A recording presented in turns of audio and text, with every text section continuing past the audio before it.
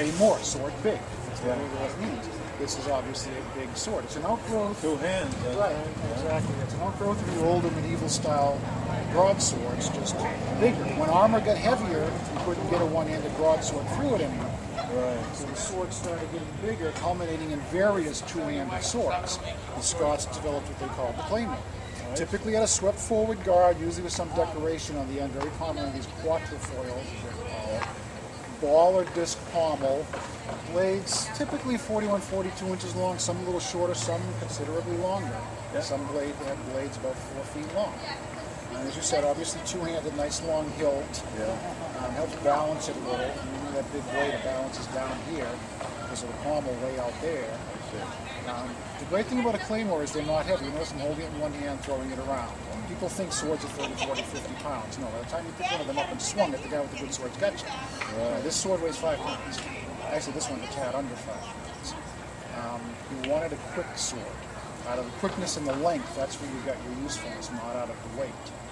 So the Scottish Claymore typically was about 5 pounds. Okay. And they scared a lot of people on the continent of Europe because they had some really big two-handed swords over there. Oh, yeah. The German Zweihan was one of them. There were others. Some of those were upwards of 6 feet long and weighed 8 to 10 pounds. But they were not for hand-to-hand fighting. They were pike breakers. They were made to lop the heads off the pikes and other long pole weapons. Once you did that and started your hand-to-hand fighting, you dropped that big clumsy thing and pulled out a secondary weapon. Yeah. Or some of them had what was called a ricasso, an unsharpened base. They would choke up on them and just use them to chop or stab like a big spear or something. Well, here come the Scots. They served as mercenaries all over Europe. There's no money to be made at home, so they did what they did best, fighting, and rented themselves out to people all over Europe. So they come into battle with their claymores, waving this big sword around like it's nothing and charging in and fighting with it. You're on that side of the rope, right? You're okay. Is that a bill? Nope. No? That's a crude form of a glaive. Basically a knife on a stick. Most pole weapons started out as some kind of peasant weapon like that. I see. Most peasants, well, in feudal societies, they weren't allowed weapons. Under Highland clan society, they couldn't afford them, but they were allowed them.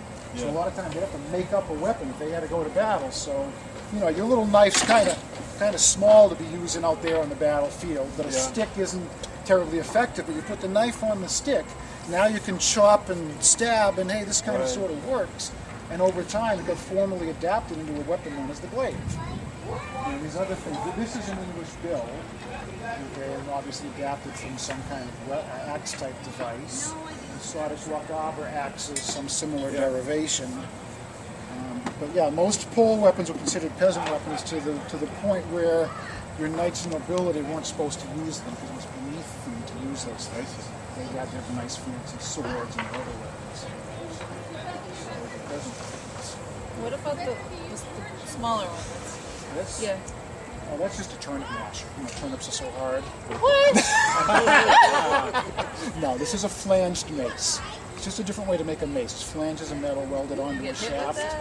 Yeah, this is made for crushing and puncturing armor. Well, the guy's going to kill you and steal your land and everything else. So, you do whatever you have to stop it. So this was made specifically in the days of heavier armor when you couldn't get other weapons through it. Something with about 3 pounds of metal on a shaft, again, you get that momentum going, it's hard to stop it. So you can crush helmets and what's under them very nicely with weapons like this. You know, same basic purpose for a warhammer. You could crush or turn it around and puncture with that. There was this battle, I think somewhere in the 12 or 1300s up in Sweden, the Battle of Visby as it's called now, because that's the town that's nearest. And uncharacteristically, after that battle, instead of like stripping the bodies of any usable equipment and then giving them proper burials, they just dumped them all in a pit and buried them. And that was discovered some time back, and they've slowly been working their way through it and finding, helmets and armor and weapons and this and that. And they kept finding these helmets, these little square holes in them. And the skull underneath that is corresponding little square hole. And if you look at the cross-section of the spike, they were typically square, whereas that into these cross-section square. So they were very effective. Because again, you've got a lump of metal on a stick, you can get a lot of momentum, you put it all in one little point. You basically, you can't wear enough metal and still move to stop this. So very effective. Something that I found out, or at least I've got a few references to, apparently a lot of Scottish mercenaries favored war hammers. They were very inexpensive but very effective weapons. They took a special craftsman to make a sword. Blacksmiths, despite what you might see in the movies, blacksmiths don't make swords. Blacksmiths work iron, the black metal, hence the name blacksmith. It's not because they were all dirty and sooty, it's because they worked the black metal, iron. Sword blades were steel, at least once they invented steel. They made them out of steel. It lets them be flexible so they won't shatter when they hit things, but it's hard enough to still hold an edge.